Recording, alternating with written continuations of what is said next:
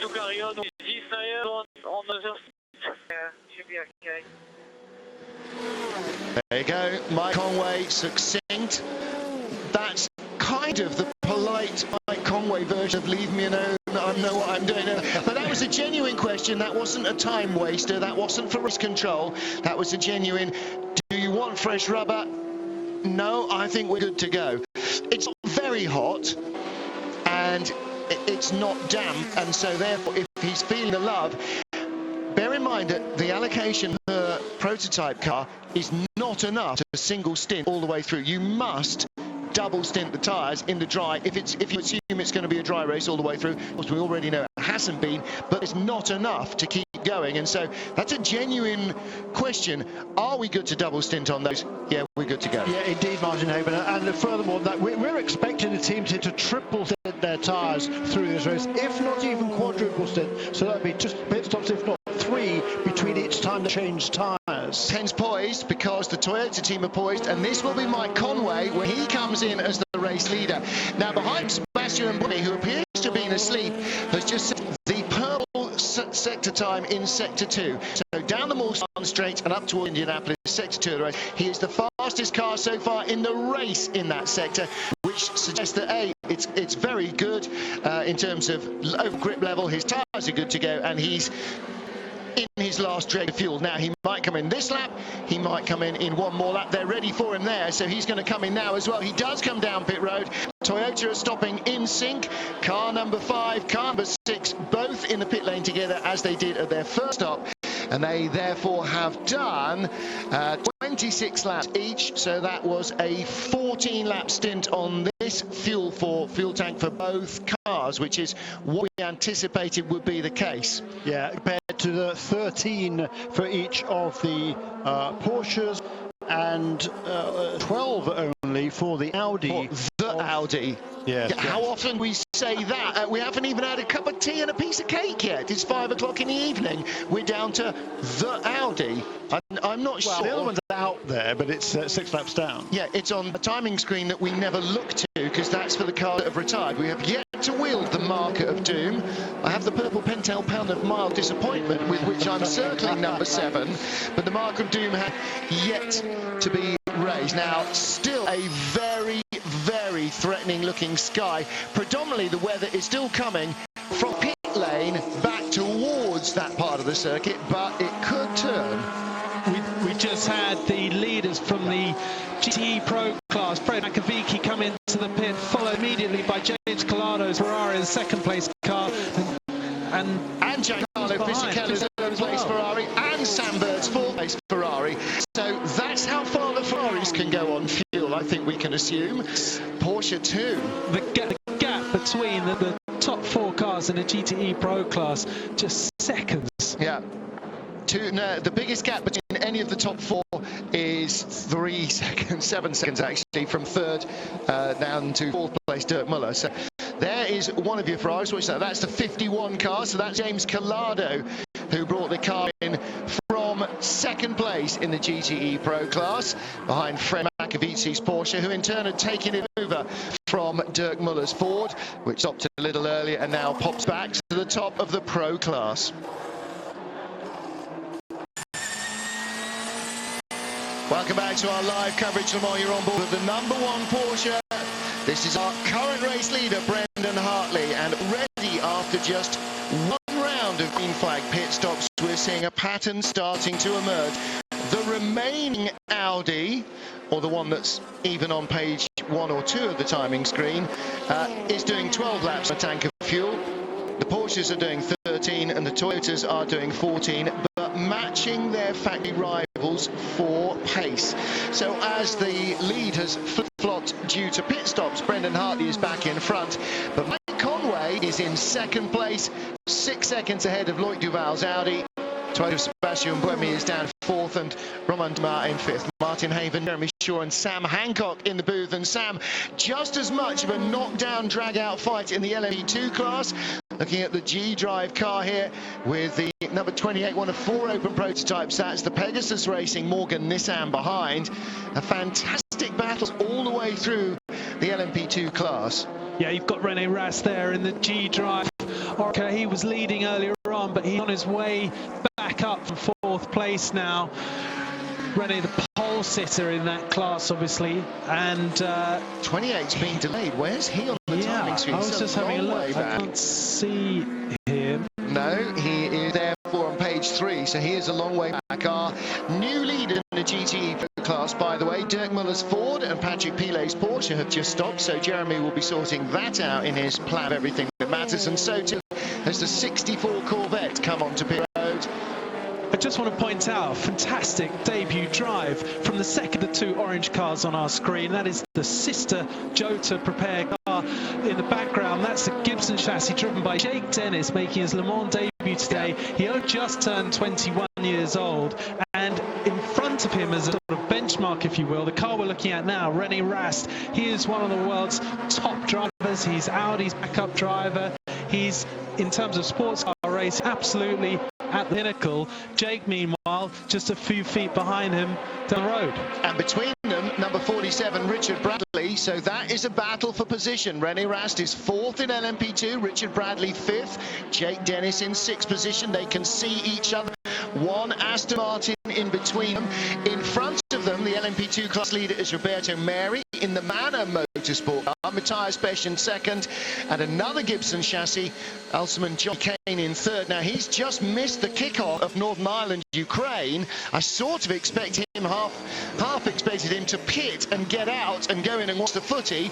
However, he's a football fan second, even though it's been a while since he's had a Northern Ireland team in a major championship to cheer.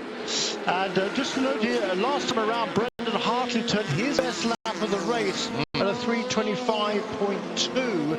And he had, you remember a little while ago, he set the fastest lap of the race. Well, the fastest lap has been set a couple of laps ago by Benoit Trellier in car number 7. So that repaired Audi is the fastest car out there at 3:25.88 for Benoit Trellier, but he is 6 laps behind and not yet even on the second page of our timing system here. Now, the other Audi, which is currently lying in 3rd place, Loic Duval's number 8 machine, which has been up and down in the lead group. 3:26.4 on the last lap. The leader did a 28.2. Second place, Mike Conway, a 29.6. Now, all of that, some of that, most of that is where you catch slower cars, and with a 60-car entry, 58 of which at least are running healthily still, there's a lot of cars to catch, Sam. There is, and speaking of cars trying to catch each other, we're riding on board, and the meat in the sandwich of the battle for 4th place in GTE Pro right now was on board with Dirk Muller in the Ford GT as he chases down Sam Bird's AF Corsa Ferrari, and being dropped actually just behind them. Last year's outright race winner Earl Bamber moved from the prototype categories to GTs for this year's race. He was holding his own, but as is starting to become an all too frequent sight, the Porsche just being dropped quite visibly by the Ferrari and the Ford GT. Yeah, I misled Jeremy, by the way. Last lap it was 63 that came in. That was the car, the 63 Corvette of Antonio Garcia, and Ollie Gavin still out in the 64 car. And Ford and Ferrari certainly have the performance upper hand in the GTE Pro class. Well, the whole idea, again, of the ACO's rule makers is to allow you to bring any kind of car and then to try and balance power, weight, speed across the class, and it doesn't seem as though they've quite managed to get it right, because Ford and Ferrari, whenever they have the opportunity, can leave the Porsches, the Corvettes and the Aston Martins behind. Just got a good illustration there. We saw Sam Bird's Ferrari coming out of the Porsche curves, running very wide beyond the white line onto what is deeply corrugated tarmac. It sends an awful vibration that ricochets through the whole car, shaking your teeth. And what happened there is he was passed in the middle of the corner by the LMP2 car in front, and that, even to a GT car, that, you know, they have less downforce than the prototypes, but they still rely on downforce quite a lot, and when you follow so closely behind, you lose that, so we'll come through the left-hander with an arm full of understeer, unable to keep the car on the line he was aiming for. Well, again, more LMP2 battles. This is the Panis Barthez car. That's been lapped, in fact. So, number 23 car, or was it? Was that No, that's 25 behind. So this is the battle for 10th place. Pt.2 ahead of Andrea Pizzitola. And Nico Lapierre in 36, in fact, was not lapping them. He's jumped both of them. That dark blue car is the Alpine Nissan of... 36 cars just moved up 2 spots now. Our GT Pro battle, you were saying Sam Bird in 4th position in the Ferrari. The classes have been led by Richard Westbrook's 4th, James Collado and Giancarlo Fisichella 2nd and 3rd for Ferrari. Birdie in 4th place for the Ferrari team, Dirk Muller's Ford and Earl Bamber's Porsche 5th and 6th. And of course, this is very different from what his day job is, Sam Bird. It's a bit questionable to argue what his day job is. Is his day job racing an AF-called Ferrari in the World Endurance Championship, or is his day job racing for DS Virgin in Formula E? But you can hardly imagine 2 more different kind of atmospheres to be in terms of the noise and the feeling of the car. Yeah, but that's what I love about the career of so many guys that are able to be, just we look down at the bird's eye view. Now there's a spill, and is that the fire we're worried about? Has fuel spilled on the red hot brakes, or was that just a stab of flame from the side exhaust? Whatever, they're trying to get the Beechdean car. Andrew Howard and crew. Oh, that's not a camera shot. Even after 2 hours of the race, that really gives you the willies. The Beechdean Aston Martin heads back out. That's an AM-class car. Andrew Howard, reigning British GT champion, sharing with Liam Griffin and Gary Hirsch. And in fact, his British GT champion partner is also in the race, also racing in an Aston Martin, just not in the same team. Paul-Luc Chatin just holding off Antonio Pizzitola. But you can see the car, the Alpine that was behind, is now vamoosed, absolutely cleared off. Yeah. And that was Nico Lapierre, which is hardly a surprise. He was one of Peugeot's works drivers. He raced Peugeots for Hugues de Schoenack as well. Lapierre is an absolutely A-grade Platinum Plus driver. You could put him in a Toyota, a Porsche or an Audi, and he certainly would match anything they've got in terms of driver lineup. Yeah, and Pizzitola there, just in that lighter blue Ligier running behind in the shot we're looking at. He is teammate to Britain's greatest ever Olympian, Sir Chris Hoy, who I was chatting to earlier on, looking cool as a cucumber as he just made a few final changes to his seat insert. Pizzitola charges down the inside in the braking zone, down into Mulsanne corner. A nice clean textbook move there, no defensive driving from the Bartos car in front. Everybody wanting to keep as clean as possible at this early race, because we've got an awful long way to go.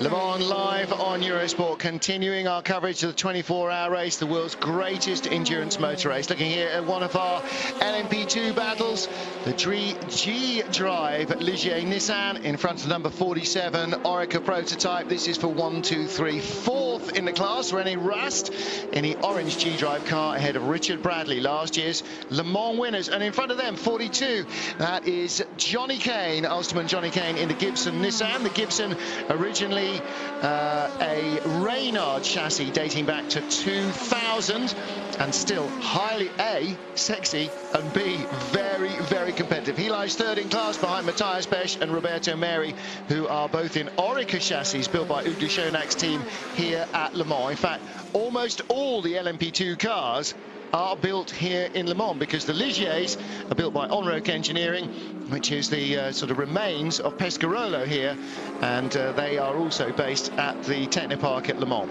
I don't want to harp on about it too much, but fantastic. I'm going to anyway. Really, I'm just keeping an eye on Jake Dennis, because he's in the midst of traffic there. It won't be something that he's experienced previously in his single-seater career, as successful as he's been. To find yourself making your Le Mans debut, he took the start of the race. He had to face the most challenging mixed conditions, including horrendous rain, and he's there in the middle of multi-class battles, multi-class traffic, and he was working it very cleverly, getting out of the way of the prototypes without impeding his own progress, and just ever so subtly wafting the car across the road to make it clear to the GT cars that the line was very much his into the next corners. This is a hell of a debut, and so far he and Mike Conway are my standout drivers of the race. Well, you can hardly imagine, looking at the track now, that at 3 o'clock this afternoon it was barely survivable, never mind raceable. We had the safety car out for 50 minutes. We had one green flag lap in the first hour of, quote, racing. And suddenly the track has become dry and very raceable, and the pace is really reflecting that. We're down into with our race leaders, 3-minute 27s. Brendan Hartley leading for Porsche, Mike Conway second for Toyota, Loic Duval third for Audi. In the LMP2 class, just as tight a battle. And talking of fast lap times, Brendan Trullier has reset the fastest lap of the race. 6 laps down he may be, but a 3:24.363 last time around for the Frenchman in car number 7. So still a 3-second lap lead now for Brendan Hartley in car number 1 over for Porsche over the Toyota of Mike Conway. Loic Duval there is closing in a little bit over the last couple of laps. He's within a couple of seconds again now in third place in car number 8. There's a big gap, 22 seconds still back to Sebastian Buemi in the second of the Toyotas. And then another 12 seconds back to the second of the Porsches, Romain Dumas. And I'm certainly surprised to see how the differential in speed between each of those two teammates. Sorry to interrupt you there, Jeremy. Just again, Loic Duval doing what we've seen him do a couple of times already this race, putting the whole car off onto the side of the road. And it looks like it's tarmac and it should be no problem. You're just going over a painted white line, but it's not. It's coarse surface over there with loose stones. If he continues to do that, I really feel he is rolling the dice and upping the risk of getting a puncture. Well, you have to, though, don't you? You can't avoid using the runoff areas when there is this much traffic. You just have to kind of hope that it's all going to be okay. Well, during the course of the race, obviously a lot of people do it, and eventually it clears up and it's quite a clean surface to use. But right now, he is just 2.4 seconds behind Conway's Toyota and having to take every opportunity he can to keep in touch. Earl Bamber towing up behind the number 71 Ferrari of Sam Bird, pulls out of the slipstream with a speed advantage, hits the air, has to tuck back in again. Didn't quite have enough speed or room, but he is all over Birdie's Ferrari at the moment. Earl Bamber, one of last year's race winners. Nick Tandy is here as well, and their partner in the car is in Baku in Azerbaijan, because that's what he has to do for his day job. Amazing, isn't it? Even in the slipstream. I mean, wow, am I having to eat humble pie for my words earlier on. As he pulls out of the slipstream, is he able to have, does he have the crunch? He does. Wow, Just when I was about to say that he can't make the pass on the Ferrari, he can. But this isn't a 4.88. It is, because it's a pro car. He had the line, and he had the grip under him, and Sam was offline going into Indianapolis. Do you want to go into Indianapolis offline?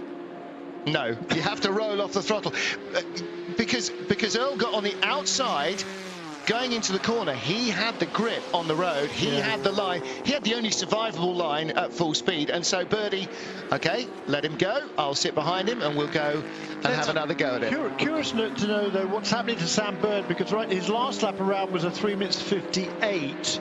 The last lap around for Earl Bamber was a 3:57.3, which is his best lap of the race so far. The leaders, meanwhile, in GTE Pro, Richard Westbrook, that would be right now in 69. He's just had his best lap of the race at 3:54.7 last time.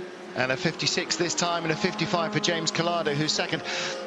Could we venture the option that perhaps they haven't got the ideal slick on for these conditions, because the track was probably, I don't know, at least 10, maybe 15 degrees cooler when it started going wet to dry?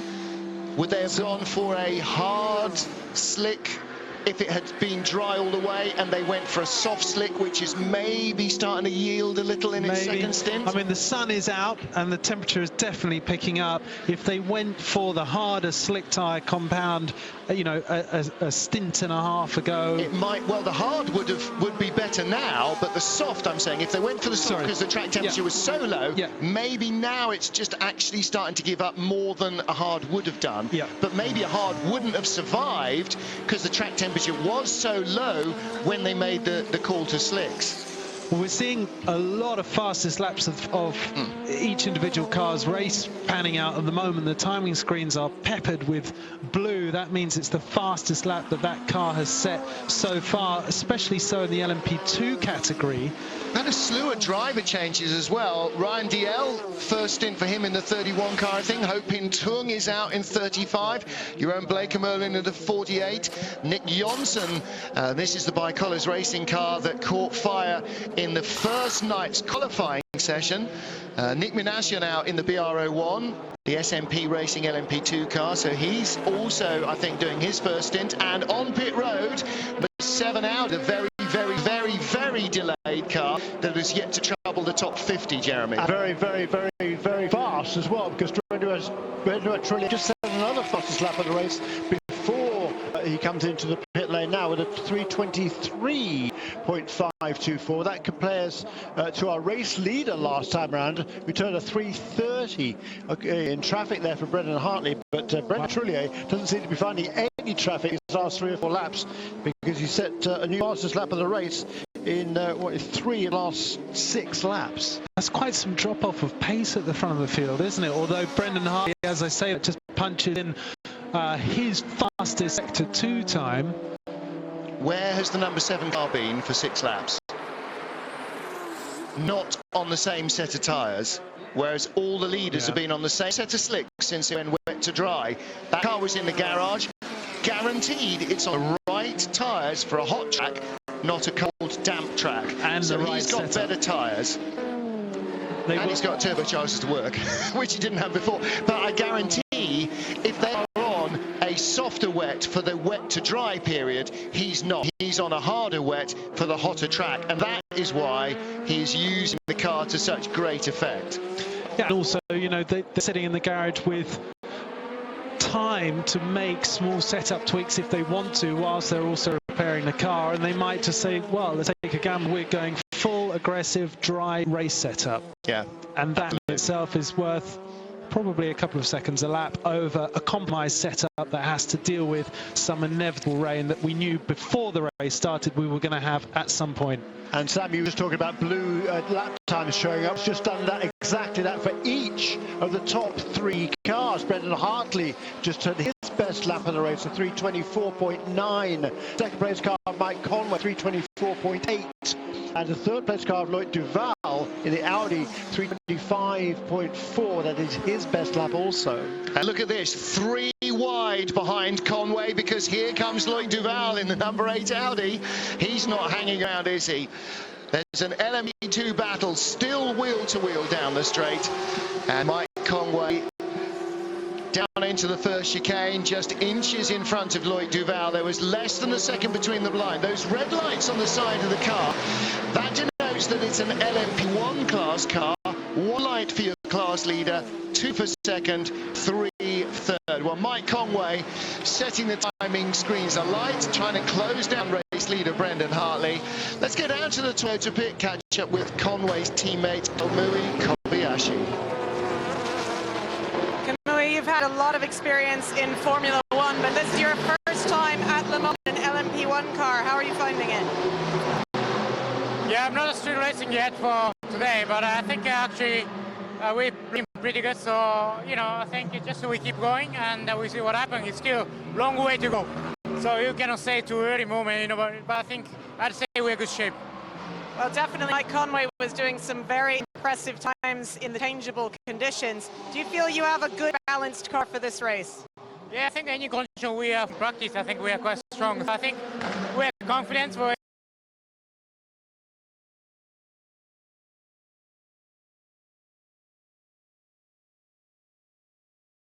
From Kamui Kobayashi, we saw a change for second in the GTE class between the 2 Ferraris. The red car of Giancarlo Fisichella right in front of us now as we ride on board with Britain's James Collado. Dirk Muller lies 4th for Ford, Sam Bird 5th for Ferrari. Earl Bamber still can't get back past Birdie's car. He is 6th in the Porsche, but it is Richard Westbrook's number 69 Ford that is the class leader in the GTE Pro class, and he is the better part of a minute in front of this all-Ferrari battle for second place. And of course that reflects 50 years ago when Ford brought GT40s to Le Mans to beat Ferrari, to wipe the smile off Enzo's face when he refused to sell the company to Henry Ford. And it is those numbers on the Fords, 66, 67, 68, 69, that reflect the years in which Ford won Le Mans outright with the GT40s. Well, there is yellow highlights. Is that 69? Which of the Fords has got the yellow highlights? I've got to check my sponsors guide. It's 69. That was the race leader in. So they have closed a lot on the Ford because he was supposed to be a minute in front. Who was the spinner? That was, I didn't quite see the side of the car, so it was one of the LMP2 cars down at Mulsanne. Well, these two Ferraris battling for second in the GTE Pro class. See the Ferrari in front, the red car runs up over the curbs, loses a bit of grip, not enough room down into Arnage for James Calado to get back past. But the Ford in front of them, that shot, that last shot, that was the class leader that started the lap a minute in front. So there may be drama boiling there. Battle for second. We saw the 8 of Loic Duval closing in on car number 6 of Mike Conway. Remember before the pit stops, the engineer coming on and saying to Mike, are the tyres good for another stint? He said, yes, I think so. Well, they're going to survive, but they do seem to be losing a bit of pace. Here's the number 64 Ferrari that came in with that left front corner problem earlier on and is down in, I think it's about 59th place or 60th place.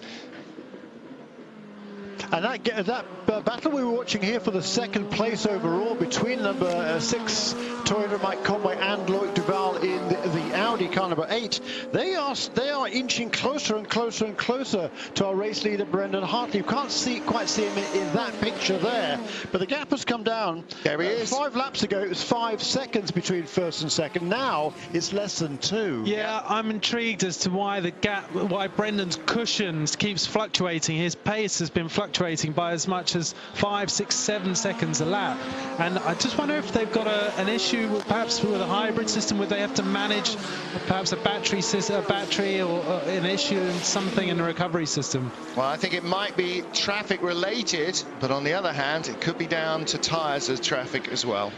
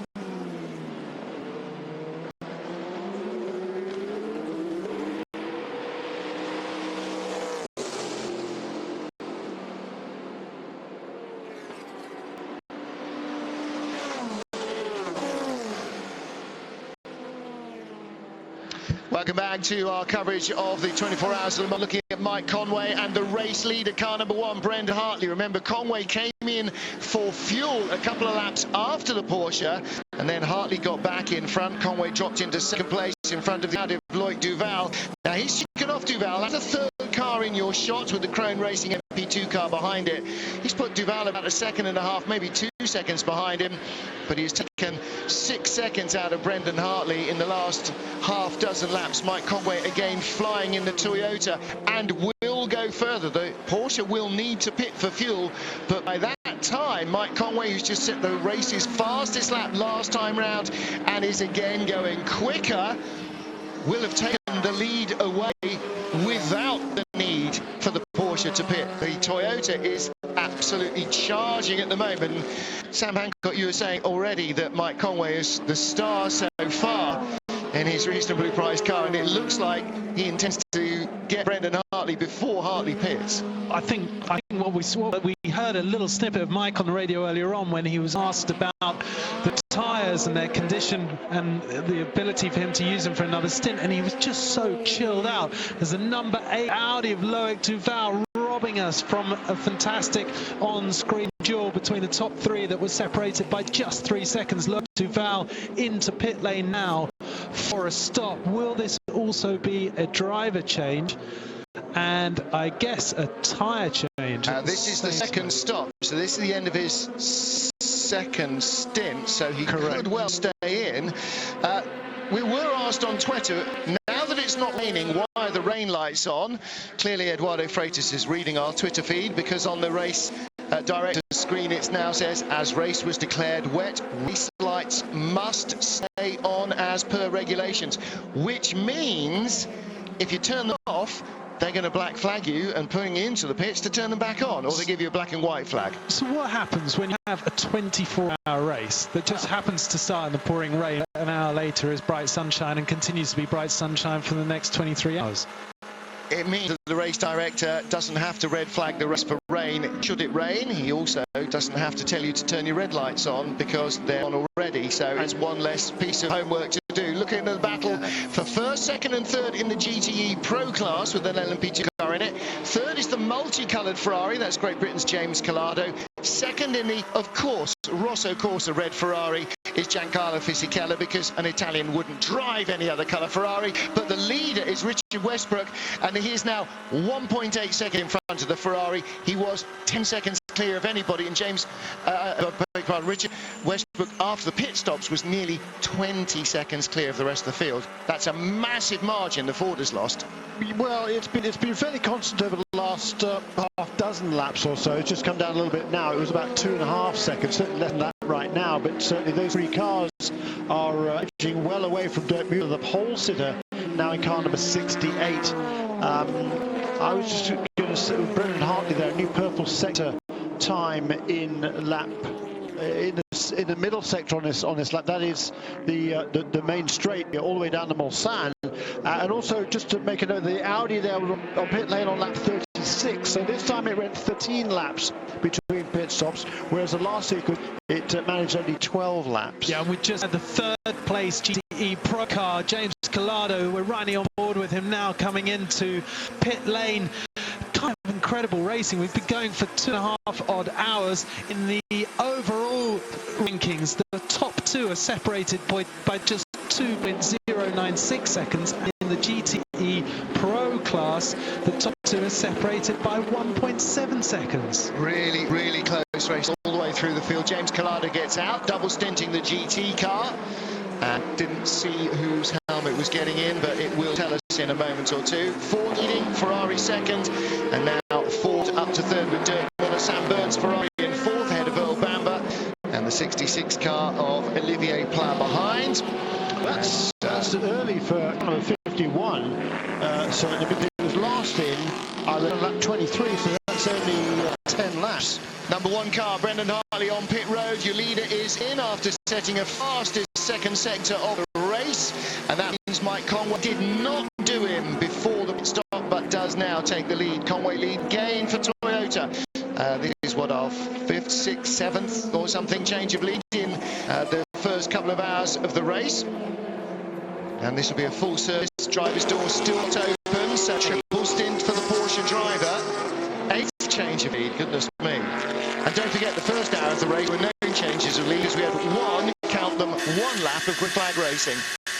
So staying in. Brendan looking pretty fresh. Yep. Not even a sign of a bead of sweat, let alone any stress or panic on his face. Eyes wide open, clearly super focused. But I spoke to him earlier on, he seems pretty chilled. He's a chilled out guy at the best of times. I've never seen him anything other than chilled, even when he was really under stress. There's the Krohn Racing at Ligier Nissan in front of him, car number 40.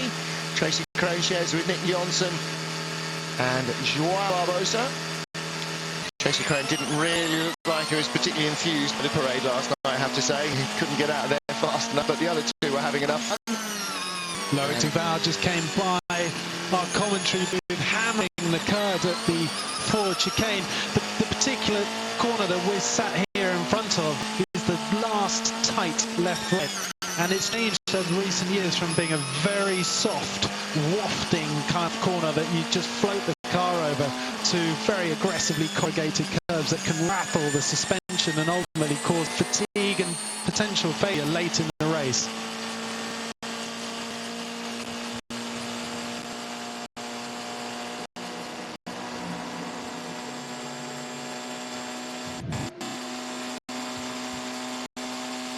As we sit ready with the number one car, Brendan Hartley, down the straight, showing you just exactly what sort of traffic you have to deal with. One of the ESN LMP2 cars finally had to turn into the corner. He didn't cut him off, but he had to get round. And Brendan Hartley was aware that that was going to happen. Liz Halliday is in the pit lane. We're going to catch up with her and chat to Nico Prost. See what his thoughts are on the race so far. Well, Nico, I'm sure this year with the works teams fielding just 2 cars each, there must have been some hope that maybe you guys would get on the podium. Unfortunately, that's been held up for your team. Can you talk to us about that? Yeah, I mean, it's only the beginning, so let's wait. But we had a small issue with a sensor on the engine. So we had to pit and lost about 3 laps. Could have been worse if it had not been under safety car. So, you know, let's keep going and we can still make up some ground. And how do you feel cars are compared to last year? I know it's always a struggle as a private team against the work cars, but how do you feel you compare this year? I think we've made some improvement. Obviously, the relationship with Dunlop is very new, so there's still a lot to learn, but I think the race is okay. You know, we just need to keep going and not have problems. Okay, well, we wish you a lot more luck. Thank you.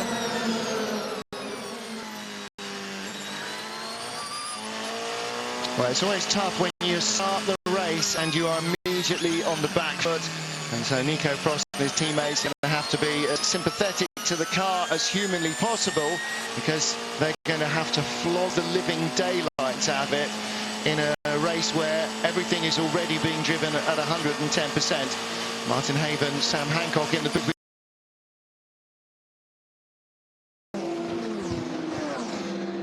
Welcome back to Eurosport's live coverage of Le Mans. Change of leader. Back in front is the number one Porsche of Brendan Hartley, Mike Conway, and his Toyota teammate Sebastian Buemi just stopped for fuel, both having done 14 laps in. They dropped down to second and fourth position once more with the Audi R18 of Loic Duval in third place. And our LMP, our GTE Pro battle still continues. Richard Westbrook inches in front of Giancarlo Fisichella as the leaders carve through cars left, right and centre. A couple of quick Twitter questions we're going to ask.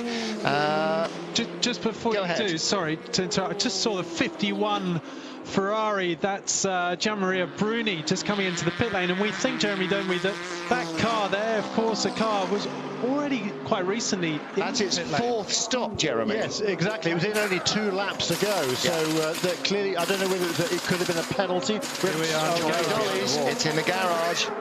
It is the equivalent of behind the wall. It is in the garage. Jacob at Jakeface picks me up and says, apparently we can't have 23 hours of bright sunshine at Le Mans. Yeah, it can be difficult. What do the row of lights in the Porsche 919 signify? Jason Green wanted to know. Well, there are colours on the numbers of the cars coming towards us. The number one Porsche, red background to the number. You can see the Ford coming towards us, the GT Pro leader, green background to the number. Red backgrounds to the number on the door panel and on the nose, LMP1. Blue backgrounds, LMP2. Green backgrounds, GTE Pro. Orange backgrounds to the numbers, GTE AM class. So each class has a different colour. On the side of the car, there are little LEDs, circular LEDs. The leader in each class will have one single light in its class colour, so red for LMP1, blue for LMP2, and so on. 2 lights for second place, 3 lights for third place, none illuminated if you're outside the top 3. So the Audi there, number 8, third in its class, red lights signify LMP1, third in LMP1. So you can see from the trackside, day or night, the car you're looking at is in the top 3 of which class it's in or not. Now, if you're asking about other lights, vertically down the tail of the Porsche and the Audi and the Toyota in the tail. That's where they have their rear lights, and those are flashing because you had to have your rain lights on at the beginning of the race, and the regulations then state you must keep your rain lights on. As our GTE Pro leader has come down pit road, Richard Westbrook is in, and our overall race leader Brendan Hartley continues through the Ford chicane. So Westbrook is in the Ford, and Giancarlo Fisichella now leads the race for Ferrari. Following Richard Westbrook into the pits was the LMP2 car. That is the Murphy prototypes with Bleekemolen, Ben Keating and Mark Goossens. They are currently trying to find them. Yeah, okay. There has been a fire down the order. Oof. There has been a fire at the front of that. Oh no, there hasn't. There's just been somebody who didn't quite have their f-stop set correctly. That looked like it was covered in extinguishant because it was bright white. It wasn't, it was overexposed. So which of the LMP2 cars was that? Was that 43, Felipe Albuquerque's car? Was that pushed back in? It was. I think that was the RGR Moran sport car, the Nissan, Ricardo Gonzalez, Bruno Senna and Felipe Albuquerque. They had trouble in qualifying as well. And that looks their top 3 LMP2 run might be taking a bit of a hit. We've got an intra-team battle here between two teammates from last year, two of them that won the race outright, as we see the spinning LMP2 car. We don't, because we're looking at the Ford's pit stop. There is trouble for the number 49 car. That's another Ligier, one of these stunning-looking LMP2 cars, and he's looped it around on the run out of Arnage, on a run down to Arnage, whatever.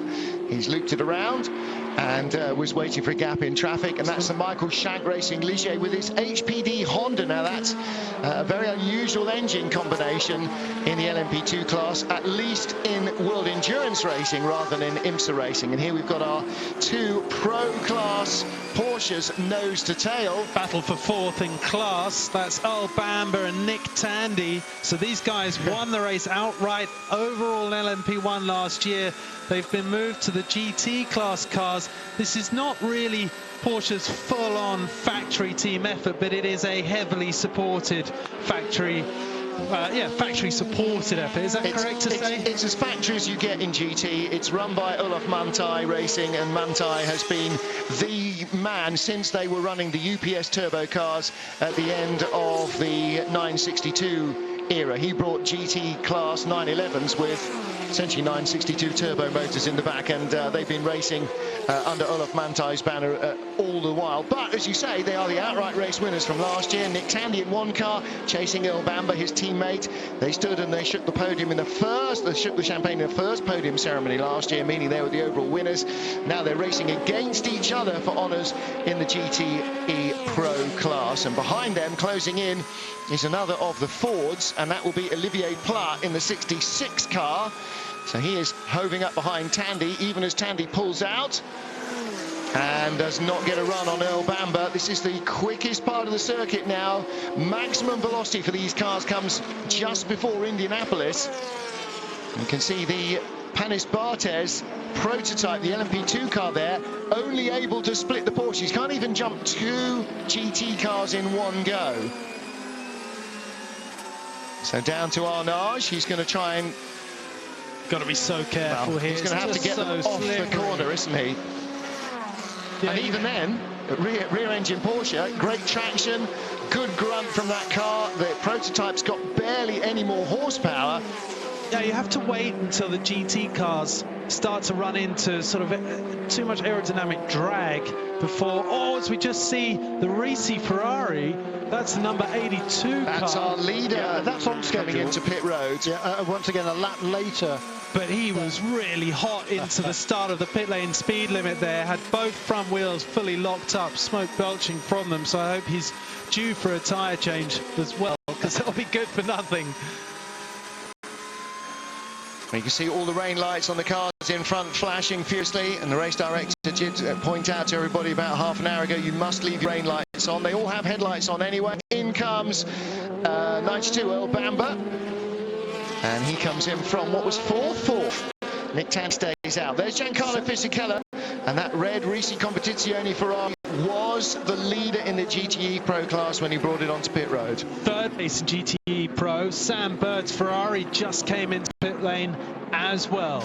They're all piling in, aren't they? Dirk Muller stays out in the 68 Ford that started on pole. He set the pole position, and he is the man who now leads the race.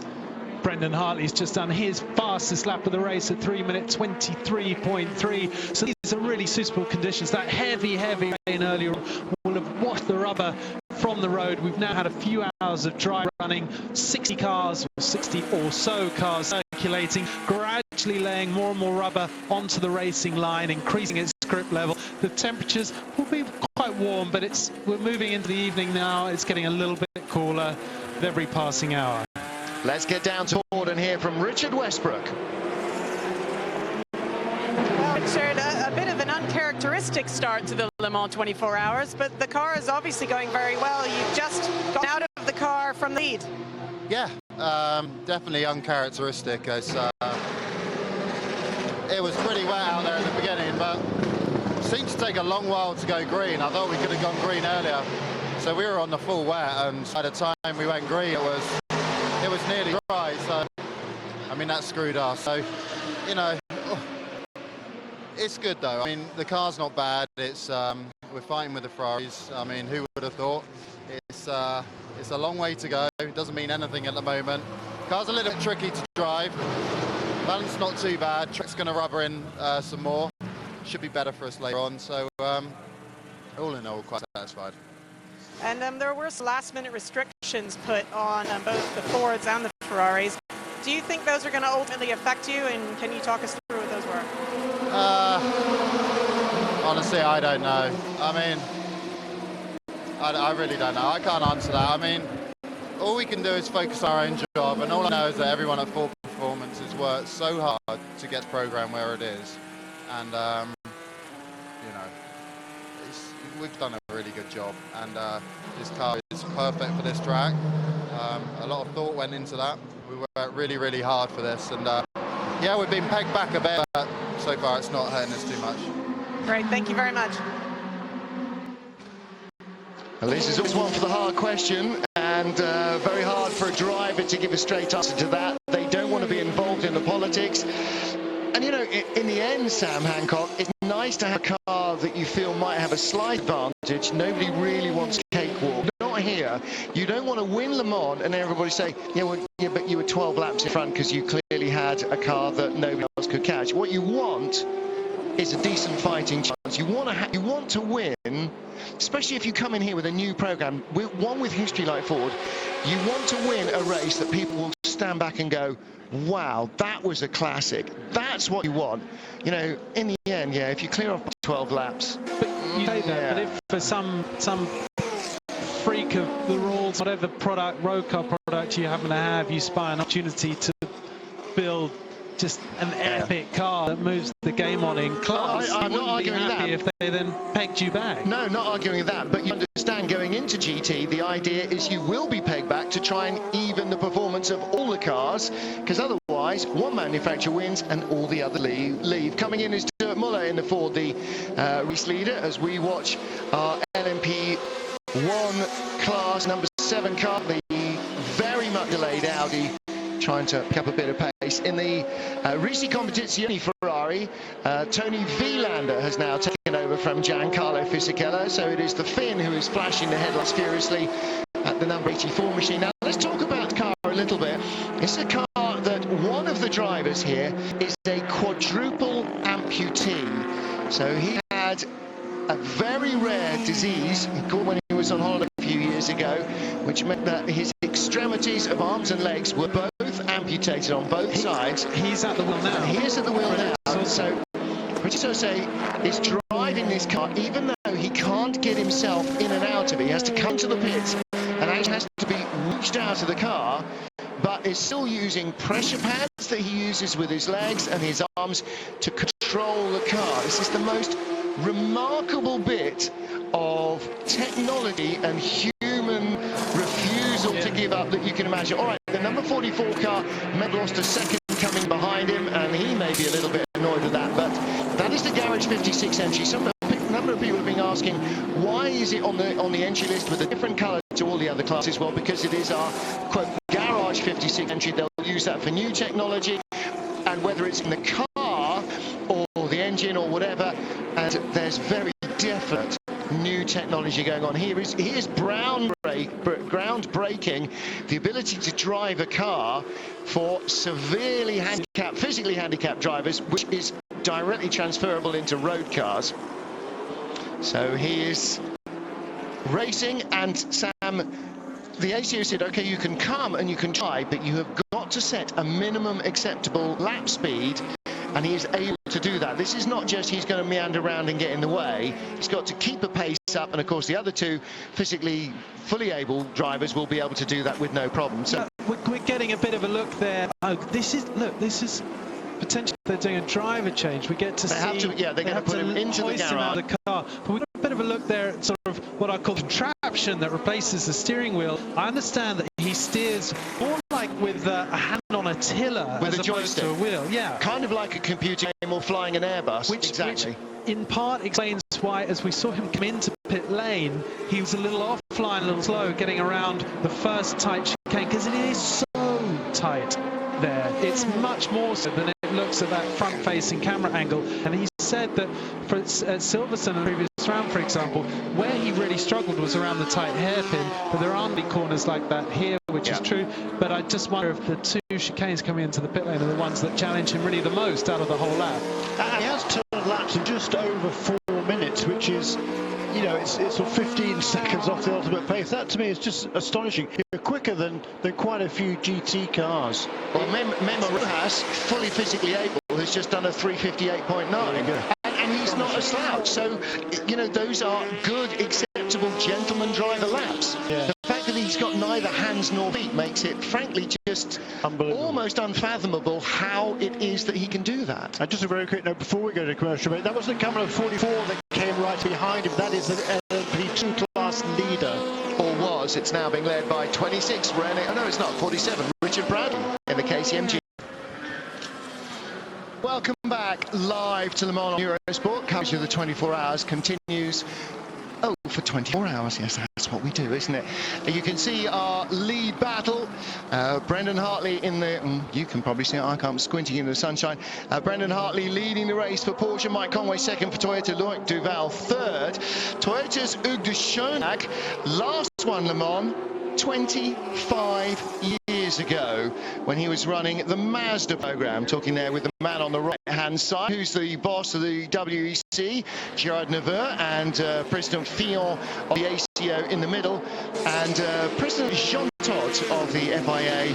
They're also chatting to their chief engineer. Now in the booth with us at the moment, Hugh Chamberlain, and a huge... that win for Mazda. Toyota were already racing then in Group C. They were racing at Le Mans. Nissan were racing in Group C and IMSA GT, and were racing at Le Mans. And Mazda had been racing at Le Mans for many years and then came and won it. And no Japanese manufacturer before or since has ever managed to do so. I mean, that's a phenomenal achievement for what is the smallest Japanese car manufacturer. It was quite remarkable, but I think the history was a bit different, because the suggestion is that it was just a Group C car, but of course it wasn't. No. It raced in the Group C category. It raced in its own category because it was a rotary, and everybody argued like hell about whether a rotary was a proper piston engine and what capacity it had, and therefore how much fuel it allowed and all this sort of stuff. And they got a bit of a break because they were allowed to run at a different weight to an equivalently powerful motor car.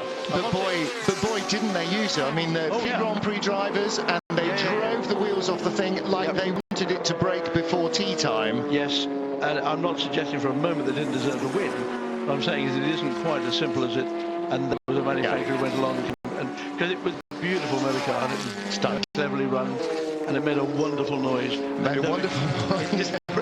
didn't rev to 25,000 as everybody thinks. It went to about 8.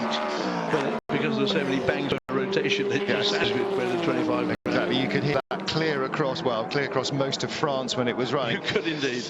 You know, and we're sort of at the same situation as we were in the Group C rules, where fuel consumption, getting the most bang for your buck, if you like, out of your propulsion units is what this is all about. And we were talking the other day about this hybrid technology, all of which is fast making its way into road cars. And the current generation of sports car racing is doing more for road car technology with the hybrid system, with energy recovery, with energy conservation, and with electronic advances than even anything like the disc brake on the D-Type. Because that was a massive step forward for road cars, getting disc brakes and that sort of safety level. And now all of this is a phenomenal potential energy saving for every single car manufacturer. It is indeed, and I don't know because I'm not that technically minded, but I have a suspicion that there are a number of people in single-seater racings at the top end who are looking rather longingly at the things that are happening in sports car racing, because the freedom to invent is remarkable, isn't it? It is. When I first saw the regulations for the prototype, I couldn't believe that anybody would actually take it up. But they have, and they've been horrendously successful, if there is such a thing. They've been very, very successful. Yeah. And we can now see that they are basically, they're very reliable. And they have problems for sure. They are remarkably reliable cars. Well, looking really now at the class that is close to your own heart, in the Group C days you were a real stalwart of the C2 category, which was predominantly the non-factory based and privateer class, and we've just seen the lead change in MP2, which is its spiritual success, I think we'd have to say. Yeah. And that has changed from the KCMG car. Richard Bradley just stopped and seems to have gone back out yet again, rather greedily hogging the car. And Roberto Meri in the number 44 Manor Motorsport car has again leapt to the top of the pile. The Alpine, the 36 car, this is in contention as well. Nico Lapierre has been doing a stalwart job in that. I'm not actually sure I've seen Matthias Pesce's number 46 car on camera, other than when the car's been passing him. That's the Thierry by TS car, the Ligier Nissan, that lies in third. And in Orica Nissan that lies in third, rather in fourth place René Rast, the Pole Citroën class, in the number 26 car.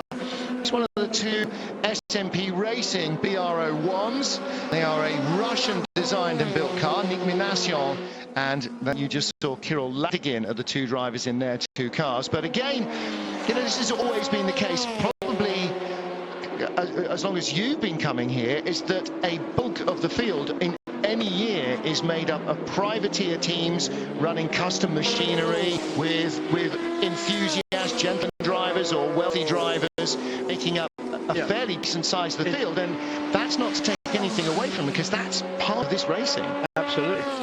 And the old garagistes, as they used to call them here at Le Mans, are still allowed to come in, and they do have people come in who are really proper amateurs. But without C2 in Group C, there would have been no races. Yeah. Because there were barely more than 12 cars in C1, and the rest of the grid was C2. And it's the same here. P2 is a very successful formula. Going on to that, for something you were saying earlier about how difficult it is for a P2 car to pass a GT car, it's going to be fun next year. They're going to have another 150 horsepower. In the P2s or the GTs? Right, okay, so they'll have a little bit more.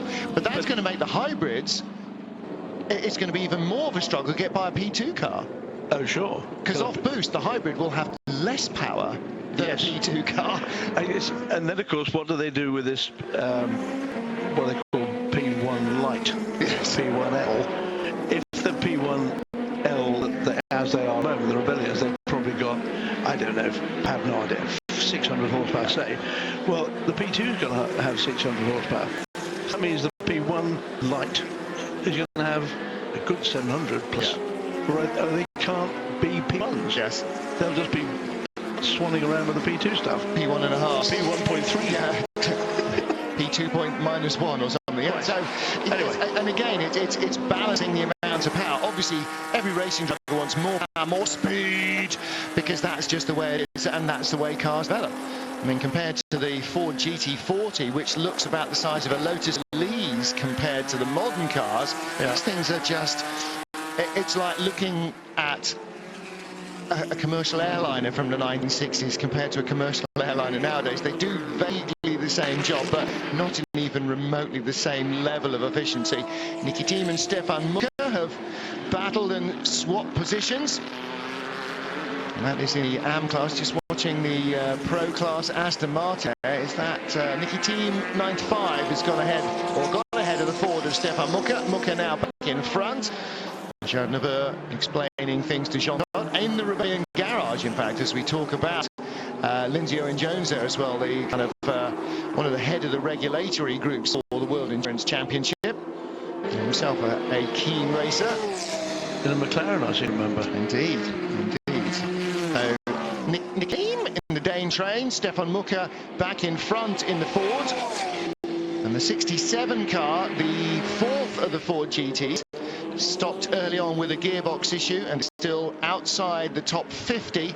So that car is going to have a very, very, very long road to try and make the checkered flag.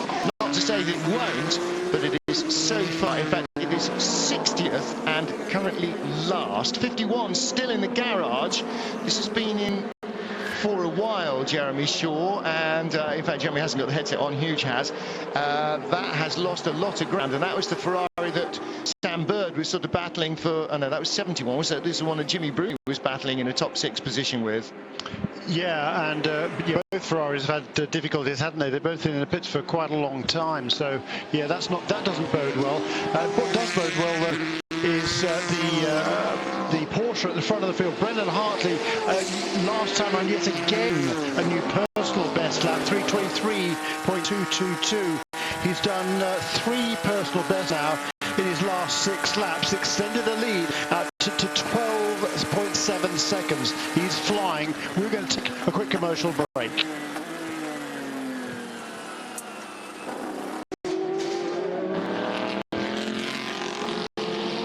Fastest man at Le Mans, Mike Conway, 3 minutes 22.15. New fastest lap of the race last time round, and the Toyota driver in second place, 8.5 seconds now behind Brendan Hartley, who is setting his own personal best in the garage on the left hand side.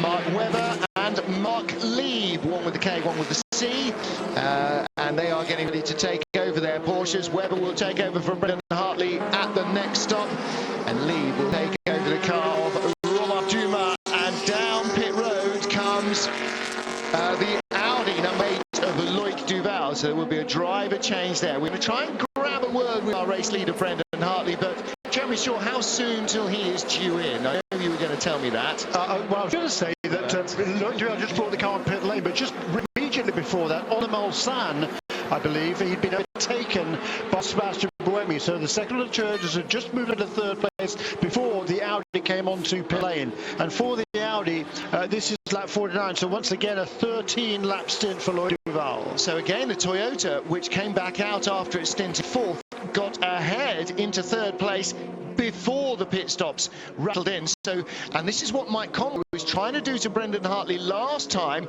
He got within half a second of taking the lead before Hartley stopped earlier than the Toyota. So the Toyota as quick as anything out there and going further on fuel. Now, there's been a temperature warning to add to the troubles for the Bicolors racing car, the number 4 machine, which had a fire on Wednesday, didn't run most of Thursday, didn't get their third driver qualified in the dark, had to stop from the back of the field, was pushed off the grid, lost a lap not going up behind the safety car, and yada, yada, yada.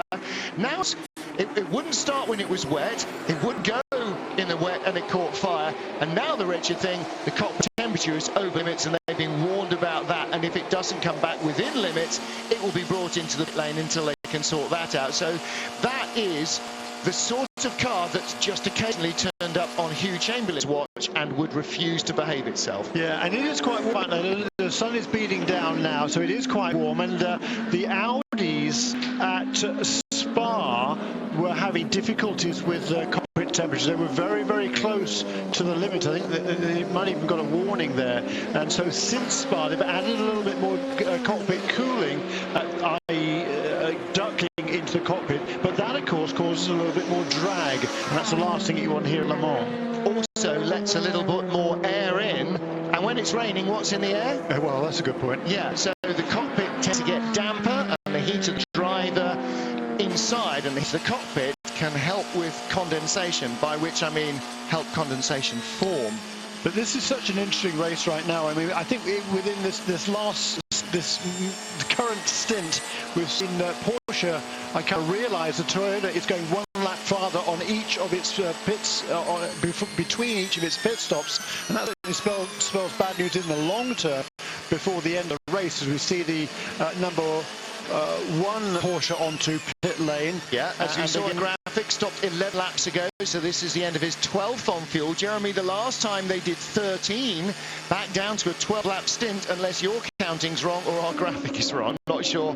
No, and that's interesting because he's been going super fast, trying, I think, to pull away because he realised they were already in trouble with the Toyota going one lap further, so they needed to start at the wick. But now, of course, it was their fastest time a little while ago. I think it was the Toyota.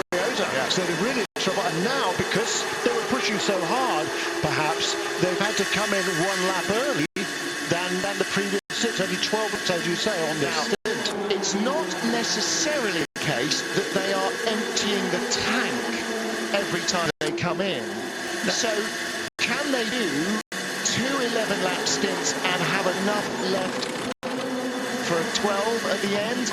You know, so let's say 80 litres and you use 72 of them, and then 72 the next, and then you've just got it for a final lap on the third stint, or is it just that the pace they need to stay at the front, meaning they can't go the full 20?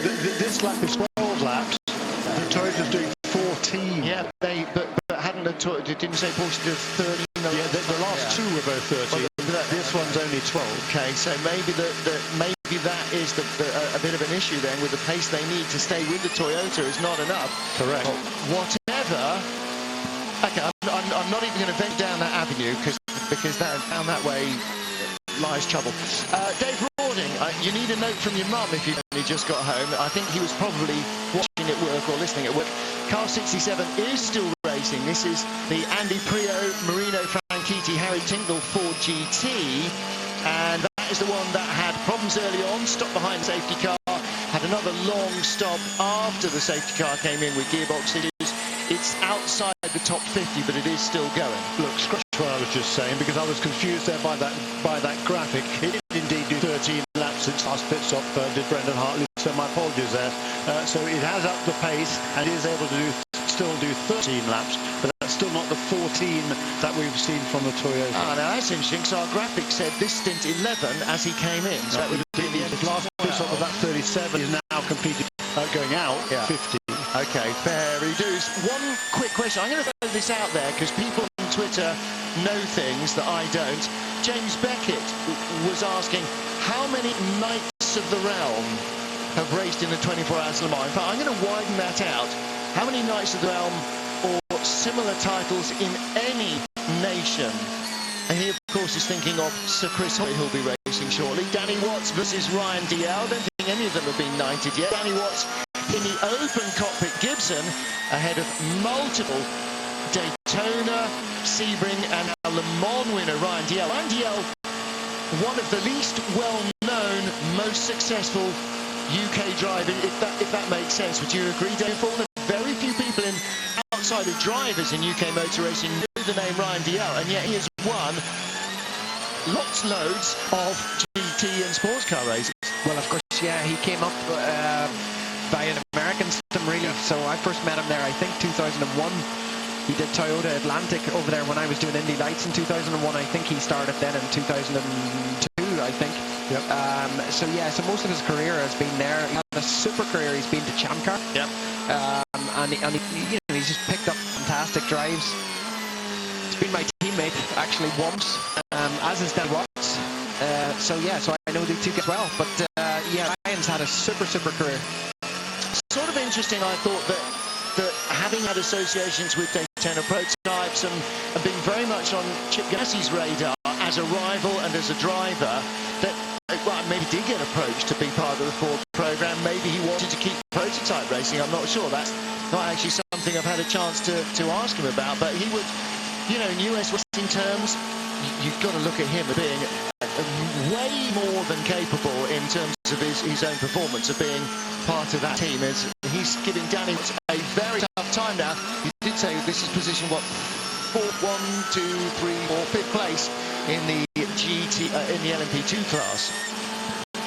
On pit road, the Fabien Barthez Ligier. There's the number 2 Porsche in, Romain Dumas. Gets out, and in gets Mark Lieb. On board with the number 1 car. Come past the pits, and that means that Mark Webber, who stopped at lap 4, will go past into 3rd place, but it is still Toyota 1-2. Damien, we've seen the other cars stagger their stops, or the other teams stagger their stops for reasons either choice or things what have happened. But the Toyotas come in nose to tail into on the same lap into the garage together. Is that a show of confidence? Well, it's just I don't know. I mean, they certainly look fantastic. What's a little bit puzzling to me is that, and I thought was the same, slightly not bad or not as can't get the word out. But in that last stint, the Porsche, when they did all their stops, the Porsche came out just 2 or 3 seconds, and it created a gap of something like 10 seconds or more. And then Mike Conway started to take it down, and in doing so set the fastest lap of the race so far. So I don't understand. They've got the pace, and maybe it was traffic related. I don't understand. At the start of this they seem to be dropping back a bit. Toyota. And then toward the middle end of the stints, they come on strong again. Either way, they're running an extra lap, which is going to be or 2 extra laps. Yeah.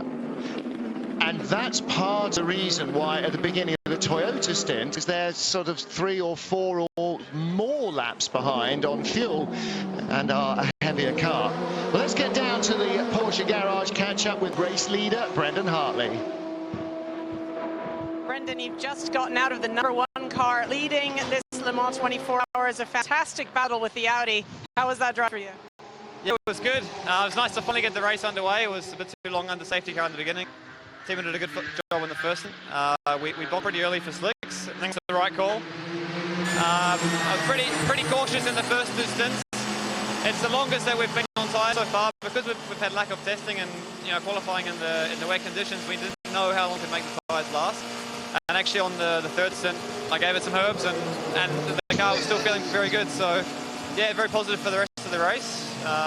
So the pace was very good. I saw 2nd stint they were right behind, so I haven't had a full debrief of what's been going on, but anyway, the time seemed very close, and yeah, so far so good. So based on what you've learned about the tyres now and the performance of the other cars, what's going to be the strategy for the rest of the race with stints? Yeah, I'm still not 100% sure if we can make the tyres last one extra.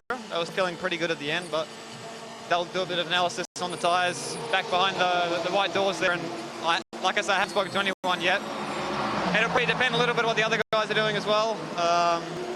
But yeah, well, to be honest, I don't really know. We just got to, just keep it on track, and long way to go, but it's nice to be early on. Great, thanks, Brendan. Brendan, it is safe to say, gave it some jangle there in the final stint, and as you said, very truncated, dry and consistent condition running. Consistently it was inconsistent, so everybody is a little bit it's less well prepared than they would like to be. They're not scratching around, they're not guessing. They would like things to have been a little more clearly worked out. Here is our 2nd placed LMP2 car. Just complaining, couldn't remember seeing him. Matthias Pesch, like Brendan Hartley, did the first hour behind the safety car. He's been in that Pt.2 by TS Ligier Nissan the entire race, and the only time we've actually seen him is when he's been passed by front-running LMP1 cars. But he has now got Richard Bradley again hoving into view. The car behind him with the blue and silver, that's last year's winning team, KCMG, with their Oreca Nissan. So Matthias Pesch also in an Oreca Nissan, beg your pardon. So Thierry by TDS hanging on to 2nd, Richard Bradley in 3rd place. Yeah, good battle for 2nd place here, certainly. But the race leader in LMP2, that's Roberto Meri, and he is 52 seconds down the road for car number 44 for man of the team.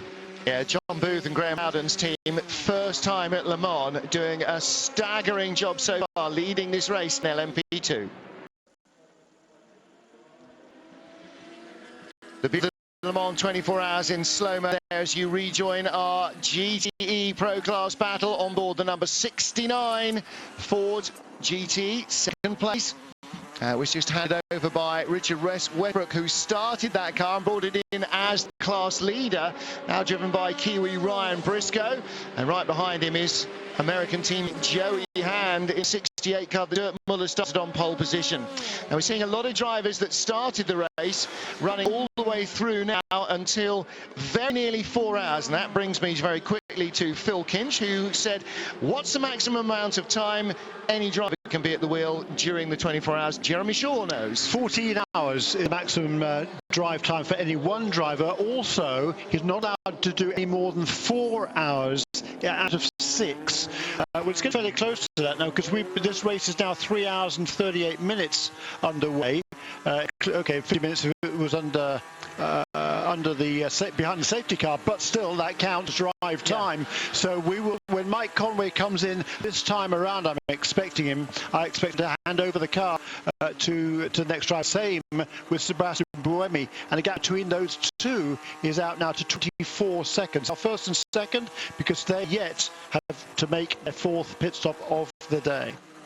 We had a question a couple of minutes ago. Tell me if something exciting happens. James Beck wanted to know how many ennobled drivers or Knights of the Realm have driven at Le Mans. He's thinking obviously of Sir Chris Hoy, who has just taken on his car for his very first race stint at Le Mans. Johnny Dumfries, he is a laird. He wasn't quite a laird as Mike Conway, the race leader, comes on pit road. He wasn't a laird when he raced here in 88 and 89. Lord Selsdon raced here in 1949, and it's also been suggested that Nigel Mansell was an OBE at the time he raced here with the boys in a genetic, if that counts. Well, it's kind of there. So race leader on pit road, here he is. Mike Conway bails out 20 minutes short of the 4-hour mark, and in gets Kamui Kobayashi. So he takes over in the lead car, right behind in 10, 9, 8, 7, 6. Is he coming in yet? He should be with us almost. He was 23 seconds behind. Oh, he is. There he is. It's Sebastian Buemi in number 5 car. I missed him going by our window. Okay, now, here's a question which we are going to be asked. White bodywork on the top of the wheel arch. Why is there that black square on the top of the one at the front? In fact, it's not a black square. It's a hole, and all prototypes have them. Because, Damien Faulkner? It's for safety reasons. It's so that air doesn't get trapped if the car becomes airborne. That it can flow straight. Or airborne in any shape or fashion, front ways, sideways, so the air can basically flow right through there. And they've made them bigger actually this year. They have. They've made them a lot bigger. Nicholas Leutweiler going off in number 34 race performance. Orica Judd. That is the left-hander at Indianapolis. That is the corner actually called Indianapolis, and that was formerly a big gravel trap and is now a big tarmac area. So cars that go off, and they do, can be rescued easily even if they hit the tyres. Mark Webber is our race leader now in the number 1 Porsche. The 2 Toyotas having stopped. Now wait to see how many laps it takes for Toyota to get back in front. Number 51 Ferrari was back on pit road and out of the garage after a V-long stop. And I'm not getting anything in the Twitter sphere to indicate what was up with that Ferrari, but it was a very, very long stop. And was the BR01 that we saw in trouble, was that Mikhail Lishin? I'm not sure which of the two it was. Mikhail Lishin is at the wheel of the 27 car. Is he still? No, Kirill Ladigan is in 37. Nick Minasson is in 27. I'm guessing it was 37. That's all I'm guessing. I have forgotten Lord Paul Drayson and Sheila Marison. I have, haven't I? Well, I threw it out to everybody else and they'd forgotten it. Let's have a... Somebody's correcting our spelling. Christy McPherson, I can barely read that. We do not provide the graphics, by the way. We do not provide the pictures either. The only thing that Eurosport is responsible for is the noise coming out of your TV in terms of commentators and also our pit lane interviewers. All the other pictures are provided by Le Mans for broadcasters the world over. So whether they can spell Porsche on their graphics package or not is entirely up to them. We can. We don't need to. Let's get down to the pits and hear from Mike Conway, the standout driver in the first 4 hours here at Le Mans.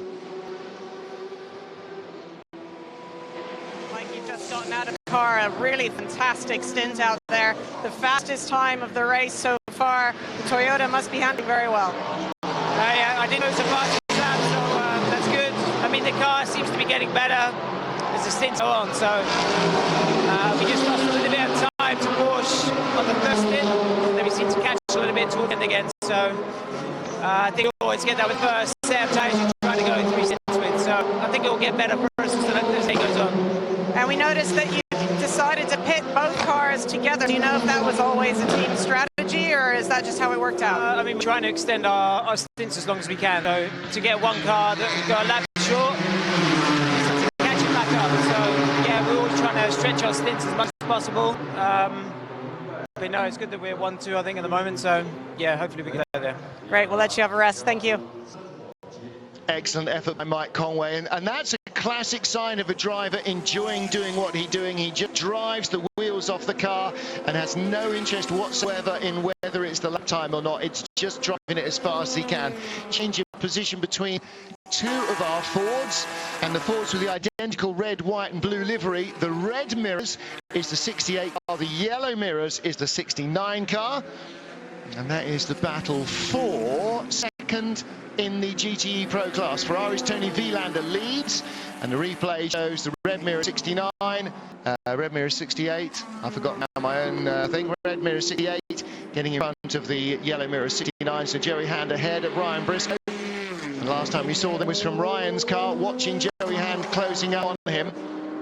So Joey Hand has moved that 68 car up into second place in the GT Pro class and fastest of the 4 Fords, Jeremy. Yeah, those are the two Ford Chip Ganassi Racing USA cars, the number 66 and 67. The European car run regularly in the World Endurance Championship. I just saw Joey Hand in the 68 car, 9 car rather, 68 car rather, second of the 2, riding the curbs a lot out of chicane, whereas Ryan Briscoe didn't have to, even though he's pulling away a little bit. 4-4 Manor Racing, John Booth and Graham Loudon's team racing here in the Le Mans 24 Hours for the first time. Roberto Merri, we have barely seen, spoken his name a lot because he's leading the class yet again. And Davidson taking over the Toyota car number 5. Kamui Kobayashi has taken over number 6, and I thought they were in together. Whoa! And Roberto Merri again fast approaching. Now he's within 16 minutes of the end of his drive time, so he comes into pit road. They are due a stop anyway.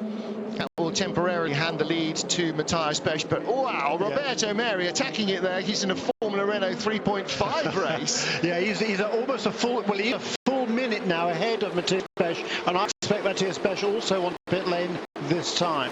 Merri, of course, coming from a dual campaign last year. Started the season racing in Formula Renault 3.5, and then was drafted into Formula 1, and then did both. Doing neither this year. He's doing endurance racing, and boy, his ability in a single-seater shows well. And Matthias Pesch, another young driver coming out of single-seaters, as so many have, to produce stellar sports car drivers. Damien Faulkner alongside me, Sam Hancock, both had single-seater routes, and so too does almost every platinum, gold, maybe most of the silver drivers as well in the field. Anthony Davidson just made another pit stop. Yes. It was just one lap after his scheduled stop. Did we see that? I didn't see it. Yes, we just saw him leaving, and I thought he'd been in either a very long time or really, because I said, didn't he stop the same time as Mike Conway? Yeah, we've heard from Conway, and Conway's gone to chat to the team and had a drink and a shower and a full meal, and all for threepence. So yeah, that was an unexpected stop for Davidson. That's now the 5th stop for that car, and that has dropped it out of the rotation where it was second, third, second, third, second, third. Yeah, it's a very quick stop, just 57 seconds. I think that's slightly more than just a drive-through. It was a right tyre. Yeah, it was. I saw a right rear tyre going on. Now, it may have been the only tyre. It may not have been the only tyre. They may have had an immediate pressure or temperature warning on that tyre, and just brought him immediately rather than trying to make him survive 3 stints. Yeah. Fresh rubber going on 46. This is a Thierry by TDS car which has now sat out. Probably a fairly happy Matthias Besch, and has taken on Gustavo Menezes. And there is Richard Bradley. Again, Richard Bradley, you know, I think he's arrowdited his door shut and he's stuck himself in the seat because he's been in there since the beginning. And again, when the car comes in, he will have to hand it over. Danny Watts is coming in his tracker car. He is going to hand that over. Ryan Diel has pitted in 31. Ligier. So Gustavo Menezes will cycle towards the front. Matt Rao has gone out to the number 44 car. That's the Manor car he's taken over from Roberto Mary. So Matt Rao, runner-up in last year British Formula 3 champion. Year before's British Formula 3 championship is the wheel of that car, and the leader Richard Bradley. He'll hand over, I think, to Matt Howson for the second stint in the KCMG car. Jeremy's waving his pen. Go. Number 38 car, also the G-Drive Jota entry, just been onto pit lane Guido van der Garde. Running in the top 5 in the class. Yeah, he's taken that over recently, hasn't he? That I think they double stinted that, whereas everybody else has pretty much triple stinted. And in the garage, one of the factory Porsches. This is 91, and this is the car that we saw with Nick Tandy at the wheel. He is out. So Nick Tandy has brought the car in. It's been rolled back on the trolley dollies, and that is a fuel or oil tank or cooling issue. And I think that was Kevin Estra being bolted in, because there's called, no, it's brakes as well. Is this full service? Doesn't have a hybrid system at the front. They've raced a 911 with a hybrid in Nürburgring 24 hours. But to be honest, not racing it now. They might take advantage and just change the brakes even at this early stage.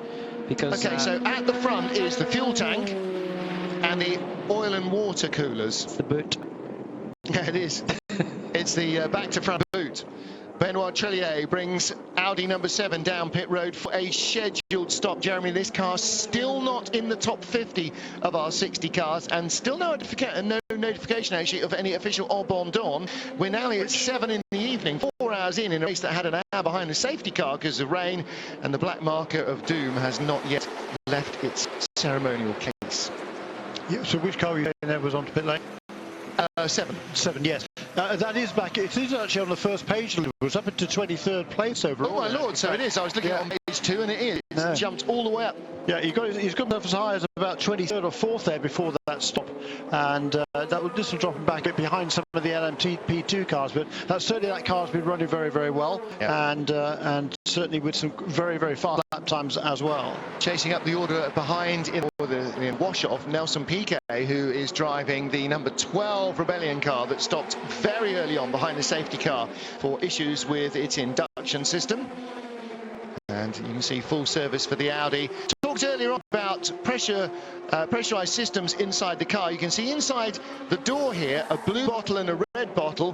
One of those is a pressurized container for the oil system to make sure that remains topped up. The other one is a pressurized system for the drinks bottle to make sure that gets topped up. Both are changed, and for very, very obvious reasons, they are very different colours, because you wouldn't want to mix them up on your driver. Into the pit road comes Joey Hand. And the little flap with all the holes drilled on it, perforated flap, that's what houses the fuel flow meters. Ryan Briscoe, not Joey Hand. Indeed, yes. In the Audi. To measure, and all the hybrid cars have a fuel flow meter to make sure that the ACO can check if they are using more than their allocation of fuel. So the bonnet cover, if you like to call it that, or front bay cover, is back on 91. It's still not left the garage though, so I wonder if they have had a radiator punctured by a stone or some similar, where they have a knock-on issue. So 69 on pit road. It wasn't Joey Hand. Who did I say it was? Ryan Briscoe. He'll stay in for full service. The front bumper would have to come off actually for a radiator change. Yeah. So I mean, you asked me what's housed in there in the boot. The fuel tank's in there. Yep. The brake master cylinder, clutch master cylinder, all of that stuff's in there. So brake master cylinder, and we saw a man with discs. So are we suggesting we're kind of putting 2 and 2 together and going completely the wrong direction? Possibly, but it might be that the thing wasn't stopped properly, and the brake master cylinder was off, so that they can put the brakes and change the discs and so on. So waiting also for the 48 car. Wondering what had happened to the Murphy's prototype machine because it has dropped off the pace. Maybe that's a Liz Halliday answer to a question, because the number 48 car here comes down pit road. Last year open prototypes here, so the Oreca Nissan, this is not even a 05 Oreca, this is an 03R, which is the updated 03 Oreca chassis. And that comes in, Mark Houston shaking his head. They have not got pace in that car. Your own Blake Amell, Mark Houston and Ben Keating. It looks like Murphy's prototype, Murphy's men have run into an issue with that car. I think he was being offered a drink there. Ah, okay. That's what it was. It was either that offered or a drink. Blimey, they're good. Yeah. I thought they'd had enough last night. 78 are AM-class leading Porsche. This is Wolf Hensler in the KCMG car. Same group sponsoring this as the car in front. The two KCMG cars in the same shot. Now there's the sponsor's wet dream at this early stage of the race. And one of them is leading in the LMP2 class. That's number 47. And one of them is leading in the GT AM class. That's number 78. So KCMG on top of the two classes there, contesting with a single car entry in both. And Greg Murphy's car is back in the garage. No mean feat is for KCMG. Brilliant effort there by Wolf. It's been a long drive by Wolf as well. And number 88 car is running the second place in that class. That's the Abu Dhabi Proton Racing entry with David Heinemeier Hansen having taken over from Patrick Long a stint and a half ago, I think. Certainly at least a stint ago. Oh, leaking fluid on left rear. That is 91 Porsche. Was that fluid or smoke, or is that a loose left rear? Loose left rear? No, it looks like fluid to me. That looks like a mist. That looks like that's steaming. That's not brake fluid. Actually, that's hot. Ow. That is a cooler. That is a cooler, not cooling. You're right. Absolutely. Look, they don't have to take the bumper off. They've just changed their rad. So problems from 91, which is just left. We asked about ennobled attitude or other. And 89 is off. That's the WeatherTech 2 driver car in the AM class. Mark Miller, the bronze driver. So Cooper McNeil too ill to race the car. They had a standby driver, an officially approved reserve driver in the form of Gunnar Jeanette, who's a former multiple race finisher here. And that is a lot of damage. It's torn the belting off the tyre stack. Mark Miller's gone off hard there. Mark Miller was due to drive a double-hander in that car because Cooper McNeil not fit to drive, and so Lee Keane and Mark Miller were going to have to do a second or a two-hand stint, and they were hoping to get Gunnar Jeanette in. And although he took part in the test day and is an authorised by the ACO reserve driver, they said no, he can't drive. Yeah, there's a couple of podium finishes here at past as Gunnar, so yeah, that was a very strange decision, as you say, having done no fewer than 20 laps at the test here, so it wasn't as if he just did a lap or two. The fourth place car in GTE Pro, Earl Bamber in the number 92 Porsche, also onto pit lane. Lord Grayson, we've heard, of course. John Whitmore, did he race here at Le Mans when he was knighted? Count Carol Godin de Beaufort raced at LM and also Grand Prix. Also Baron Fritz Huske von Hanstein, who not only was a racing driver but also was Porsche's pressman for many, many years. Earl Howe raced here, yes he did. Andy Prio OBE. Sir Ben Barker. Sir Ben Barker, is he? Oh my goodness! Yikes! Now that was a lose a long way back down the Dunlop curve, and on the way, I wondered how he had got there on the exit of Dunlop chicane. Was there contact or was there not? Prepare for a slow zone here. Okay, so we're going to see something that we haven't seen so far. Tim Birkin. Thank you, everybody in Noble Drivers. Number 5 had to pit again for new tyres due to big vibration on the previous set, according to the Toyota team, which is exactly what we saw. So one lap in and the tyres were a bit wibbly and wobbly. Was it a full set? If it was a full set, it was a very quick stop, because generally to change... It's about a 20 second change. Well, it said new tyres. Toyota said new tyres, didn't say necessarily a full set. So slow zone at zone 1 and 2 and 3. Now this 14 point whatever kilometre track is broken up into zones. A slow zone, ooh, problems for 13. The Rebellion won't start and it's in a fast lane almost. A slow zone is there a mandatory maximum speed of 80 kilometers an hour. You have a 60k speed limit in the pits, a limiter for that, and the 80k's in the slow zone out on the track, and anybody who infringes on that will be penalised with a stop-go penalty.